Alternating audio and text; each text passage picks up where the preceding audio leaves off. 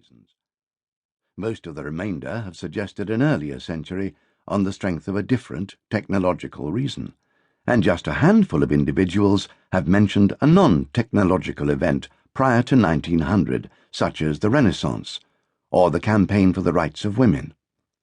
As far as I remember, no one has ever suggested a century before 1000, even though one could make a good case for the 5th, which saw the collapse of the western half of the Roman Empire.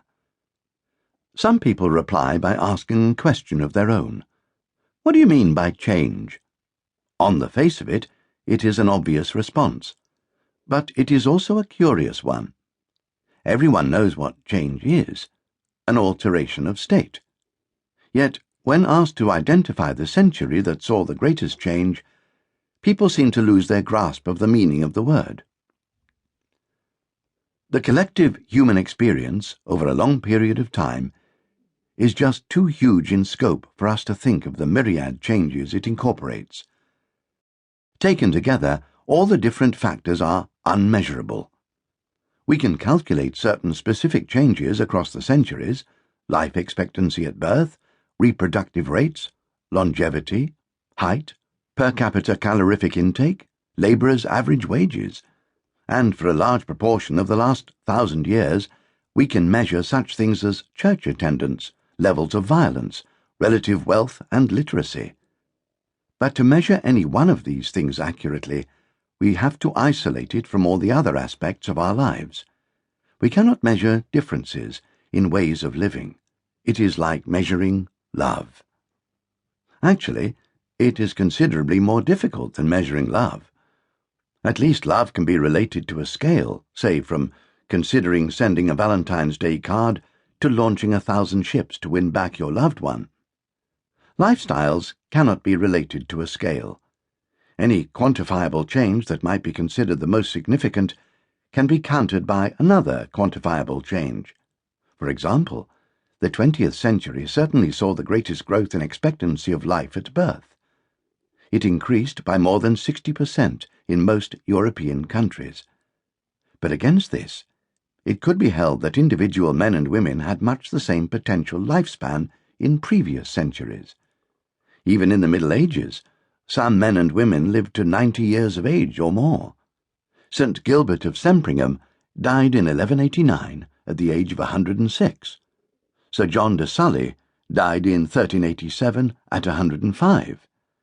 Very few people today live any longer than that.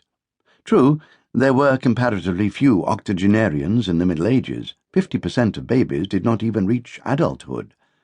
But in terms of the maximum lifespan possible, there was little change across the whole millennium.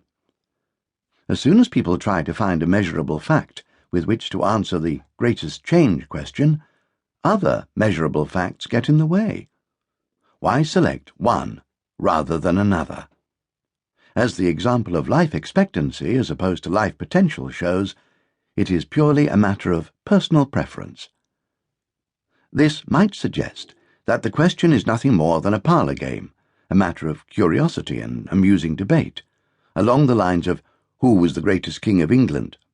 But actually, it is a serious matter. As I have tried to show in my Time Traveller's Guides, understanding human society in different periods of time gives us a more profound view of the nature of mankind than the relatively superficial impressions we get by looking at the way we live today. History helps us to see the full range of our capabilities and inabilities as a species. It is not just a nostalgic look back on the way things were. You cannot get the present in perspective without looking at the past. It is only through looking back to the 14th century, for example, that we can see how resilient we are in the face of adversities as cataclysmic as the Black Death. It is only through looking back to events such as the Second World War that we can see how innovative, highly organized, and productive we can be when faced with a massive crisis. Similarly, looking at the history of Western governments over the last 100 years teaches us how myopic and short-termist we are in today's Western democracies, in which politicians pander to the whims of society and seek instant solutions to our problems.